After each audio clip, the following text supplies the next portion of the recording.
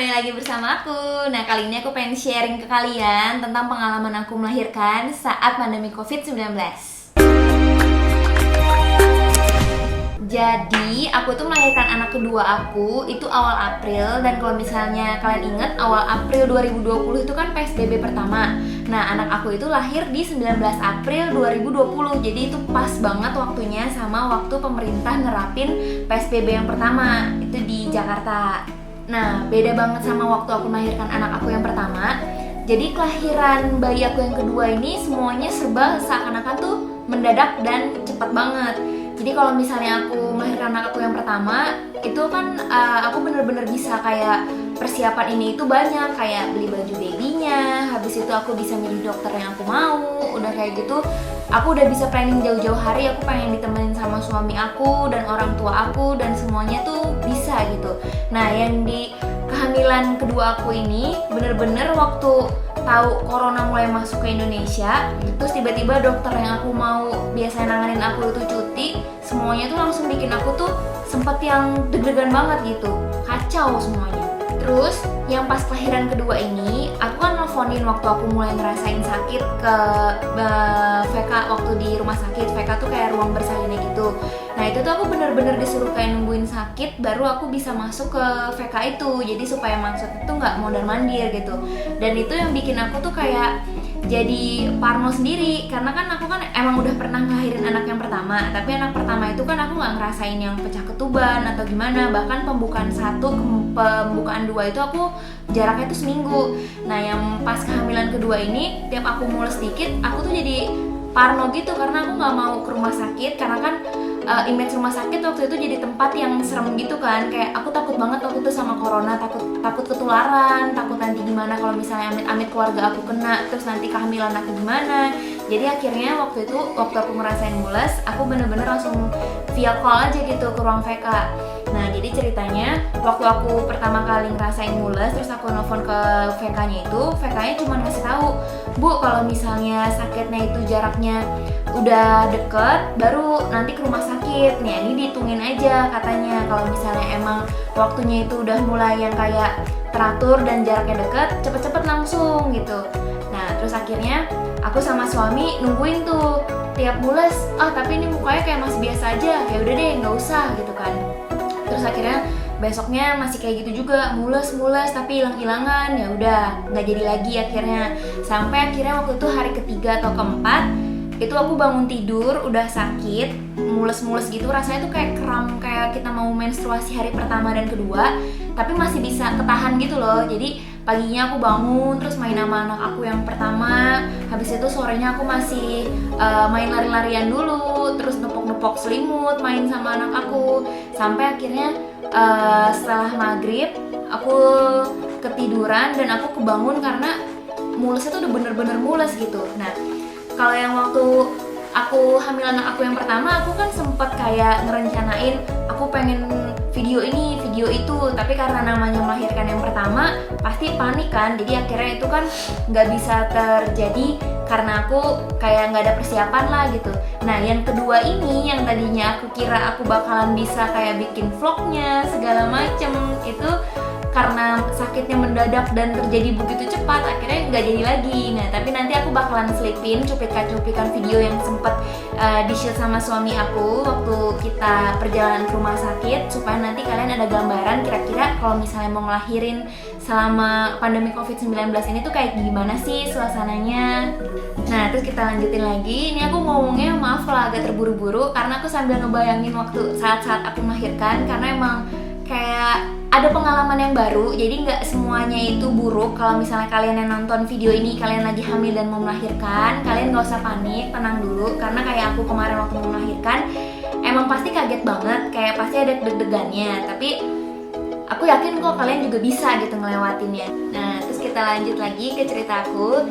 Jadi waktu itu kan maghrib tuh, nah itu aku udah ngerasain mules-mules yang kayak kita lagi menstruasi hari pertama dan kedua gitu. Jadi rasanya tuh kram, tapi karena menurut aku masih bisa ditahan, ya udah aku masih anteng-anteng aja nih. Sampai akhirnya suami aku naik waktu itu ke kamar ngelihat aku kayak lah kamu kenapa gitu kan. Terus aku bilang ini kayak mulus-mulus gini nih tapi nggak apa-apa kok, kayak masih bisa ditahan gitu kan.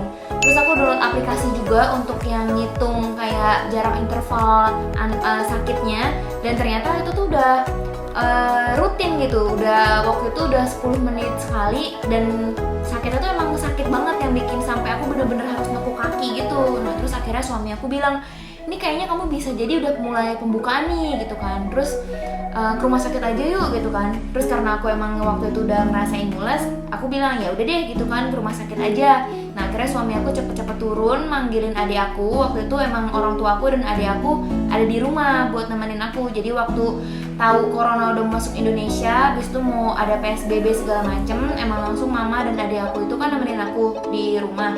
Jadi akhirnya suami aku turun manasin mobil, terus adik aku nemenin aku buat turun tangga, karena itu aku udah sakitnya tuh udah bikin aku nggak bisa turun tangga.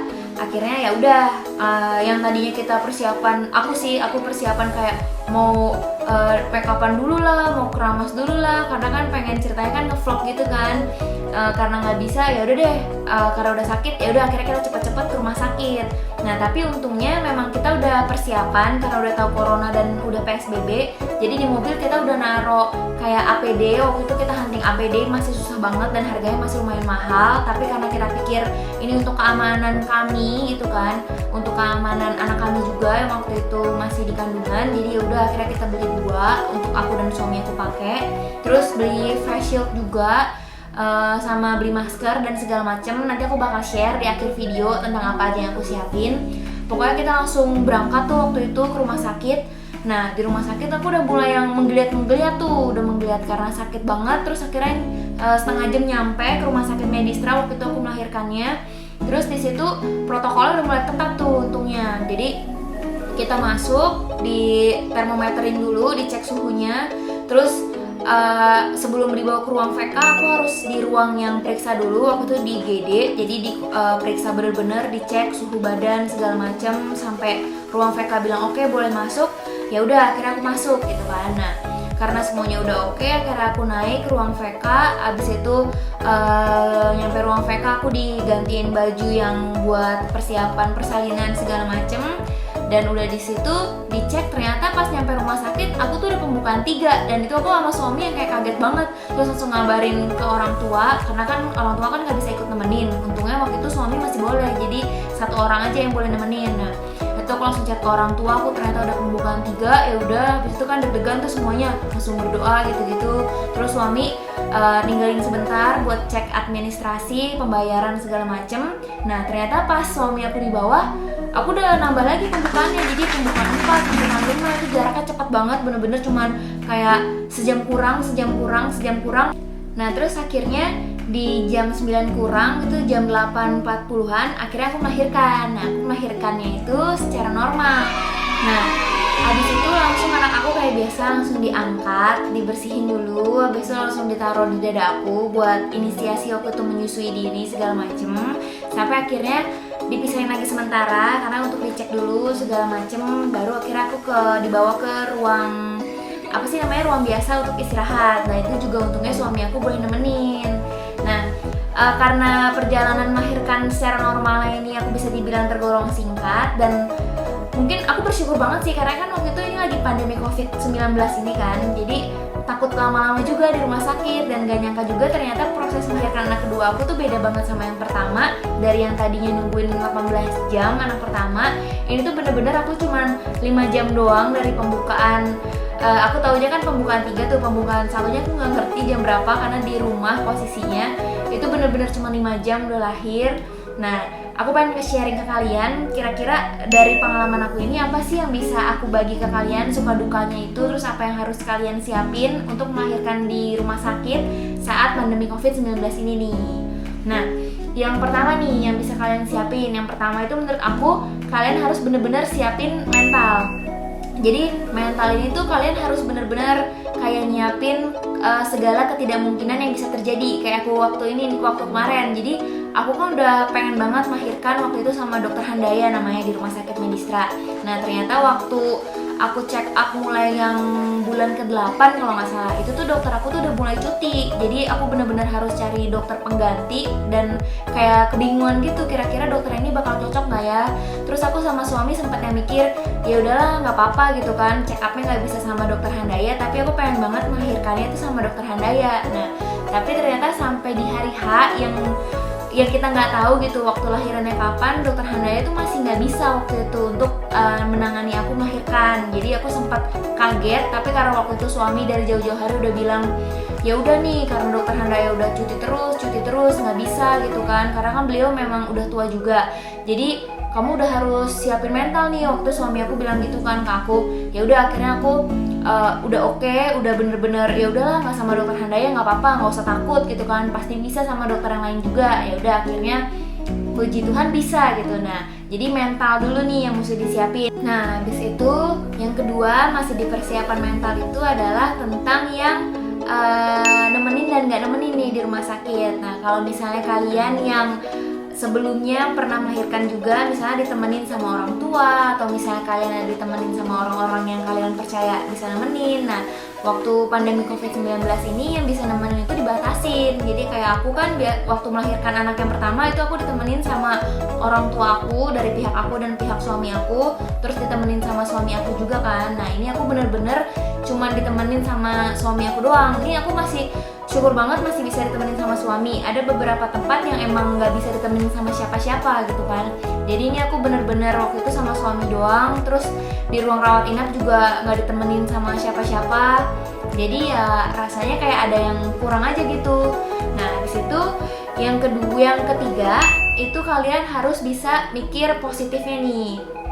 Jadi kalau misalnya kalian sebelumnya pernah melahirkan nih, kan pasti langsung banyak tuh tamu-tamu yang datang. Itu biasanya bikin kita tuh jadi nggak bisa istirahat. Nah, kalau misalnya nggak istirahat, kadang kecapean kan, kadang kalau misalnya kalian yang pengen menyusui langsung, ASI secara otomatis nggak lancar. Nah, jadi sisi positifnya kita tuh bisa lebih ada waktu banyak sama baby, udah gitu cukup juga istirahatnya. Yang keempat yang harus kalian siapin itu kalau misalnya aku itu aplikasi untuk hitung jedanya kontraksi nih. Jadi nanti aku share, nih aku kasih lihat di samping sini, itu nama aplikasinya apa. Jadi ini tuh buat membantu kita ngitung kira-kira kita nih udah harus ke rumah sakit atau belum ya. Karena kan nanti kalau misalnya sakit kita tinggal klik timernya gitu kan. Nanti kalau misalnya memang klik timernya itu waktunya udah kayak konsisten, nanti aplikasi ini bakal ngasih kayak informasi kayaknya kamu harus langsung ke rumah sakit deh. Nah gitu, itu nanti ini menurut aku membantu banget nih, apalagi buat kalian yang sebelumnya belum pernah ada pengalaman melahirkan, kayaknya aplikasi ini bisa membantu. Nah, habis itu aku di sini juga pengen ngasih tahu kira-kira apa aja yang bisa kalian siapin supaya nanti di rumah sakit kalian nggak gelagapan nih. Jadi kalian bisa bawa itu yang pertama ada sarung, jadi kayak sarung atau tutupan kayak bedongan gitu. Itu nanti fungsinya untuk nutupin baby kita waktu di rumah sakit dan waktu kita mau pulang. Karena kan di rumah sakit atau di bidan itu kan pasti kita ketemu sama banyak orang, dan biasa baby itu kan belum bisa kita maskerin kan karena masih kecil. Nah, kalian bisa tutupin pakai kain. Kainnya tinggal kalian ikat aja di leher. Jadi nanti kita gendong gini, suami minta tolong iketin, jadi dia nggak kena kayak udara-udara yang dari luar gitu. Nah, terus untuk kitanya itu persiapannya itu ada masker sama face shield. Kalau misalnya kalian memang bisa nemuin APD, kalian boleh pakai APD. Jadi nanti pas di rumah kalian misalnya ketemu sama orang tua atau misalnya langsung pengen ke kamar bahan, nah itu bajunya nggak kotor, jadi tinggal buka aja APD-nya langsung dibuang. Habis itu kalian juga harus bawa kayak hand sanitizer. Terus kalau misalnya kalian punya sabun sendiri di botol kecil, kalian boleh bawa sabun sendiri. Karena kan kalau misalnya di tempat-tempat lain itu kan nggak ada mungkin takut ada campuran air atau apa di sabunnya. Nah, itu kalian bisa bawa sabun sendiri. Terus kalian juga bisa bawa kayak semprotan. Waktu itu aku pakai dari merek Naturen sama merek Eagle. Jadi yang Naturen itu aku buat semprot-semprot di kayak kasur, kayak di tempat duduk di mobil gitu-gitu. Dan kalau misalnya Eagle itu aku pakai buat di ruangan. Jadi pas aku dari mobil, suami bantuin dulu aku nyemprotin di bagian kaki, bagian baju belakang gitu-gitu. Jadi supaya di mobil tuh kayak steril gitu. Nah, habis itu kalian juga bisa bawa tisu basah sama semprotan dudukan toilet. Karena kan kalau misalnya kita habis melahirkan atau lagi hamil itu kan pasti bawaannya pengen ke toilet terus kan. Jadi sama aku nunggu, kayak waktu kemarin aku di rumah sakit nunggu, itu aku kan kebelet kencing terus. Nah kita duduknya tuh aku semprotin itu dulu biar bersih. Terus kalian juga jangan lupa bawa baju ganti. Jadi aku waktu itu bawa baju ganti 2. Itu kan karena kita kan pasti keringetan gitu-gitu kan. Nah habis itu aku juga bawa baju ganti untuk bayinya. Terus karena suami aku nemenin, aku juga bawa baju ganti buat suami. Udah kayak gitu, kalau misalnya kalian pengen tambahan-tambahan lain, bisa bawa topi, sarung tangan untuk babynya supaya nanti nggak kedinginan. Tapi waktu itu aku nggak bawa karena aku langsung bener-bener bedong. Terus kalian kalau misalnya pengen nyusuin langsung, mungkin bisa langsung bawa breast pad supaya nanti kalau misalnya asinya kalian udah keluar nggak merembes-merembes ke baju kalian sampai basah. Tapi kalau misalnya kalian yang pengen hari pertama langsung pumping, kalian juga bisa bawa pumpingan. Terus untuk double protection, kalau misalnya kalian gak nemuin APD, kalian bisa pakai jaket aja. Jadi kalau misalnya nanti nyampe rumah, jaketnya bisa langsung dibuka untuk dicuci. Jadi baju dalamnya tuh tetap bersih. Nah, paling nanti kalau misalnya kalian ada orang yang bisa nemenin di rumah, bisa misalnya tektokan, itu kayak kemarin karena kan mamaku di rumah, jadi aku langsung minta tolong dimasakin air mandi untuk baby aku. Jadi sebelum masuk ke rumah dan sebelum diciumin sama kakaknya yang pertama, itu baby aku tuh langsung mandiin dulu, jadi bener-bener bersih, nggak ada hawa atau bau-bau dari rumah sakitnya. Nah, buat make sure kalian nggak ada ke-skip kira-kira apa aja yang bisa dibawa, nanti aku bakalan tulis di sini, di samping sama di bawah di kolom deskripsi. Kalian kalau mau nanya-nanya langsung juga bisa di komen, atau misalnya kalian bisa follow Instagram aku di sini, Michelle Firta.